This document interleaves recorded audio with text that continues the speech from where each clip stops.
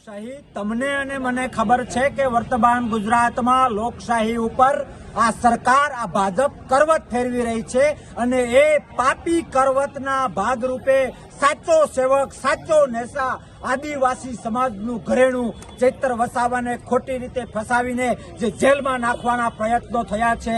લોકશાહી આદિવાસી સમાજ ગુજરાતી એક ગુજરાતી અને બહેનોનું અપમાન જે ભાજપ દ્વારા થયું છે ત્યારે એક પ્રશ્ન ઉદ્ભવે કે આ ખોટું છે પણ એમાં હું શું કરી શકું।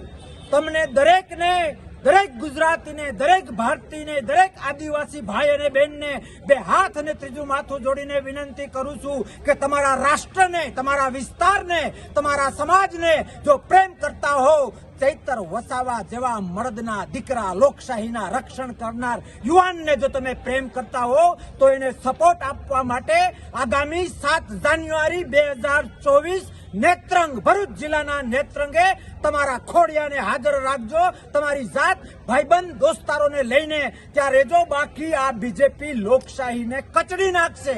અને તમને જણાવતા આનંદ થાય કે લોકલાડીલા વિશ્વના સૌથી ઈમાનદાર એવા કેજરીવાલ સાહેબ દિલ્હીના સીએમ છે અને પંજાબના સીએમ ભગવત માન પણ ત્યાં આવવાના છે। ત્યારે તમારો અને મારો રાષ્ટ્રના પ્રેમ માટે લોકશાહીના રક્ષણ માટે ચૈતર વસાવા અને એમના ધર્મપત્ની અને એમના પરિવારોને એક હિંમત આપવા માટે તમારો અને મારો એ રાષ્ટ્ર ધર્મ છે કે આપણે સૌ લાખોની સંખ્યામાં 7 જાન્યુઆરી 2024 નેત્રંગ ભરૂચ જિલ્લામાં હાજર રહીએ અને દુનિયાને અને ભાજપને બતાવીએ કે લોકશાહી એ કોઈના પપ્પાની જાગીર નથી। આવા અન્યાય બંધ કરો। જો એક ધારાસભ્યની હાલત આવી કરતા હોય તો તમારું ને મારું શું થશે એ એક વખત વિચારજો।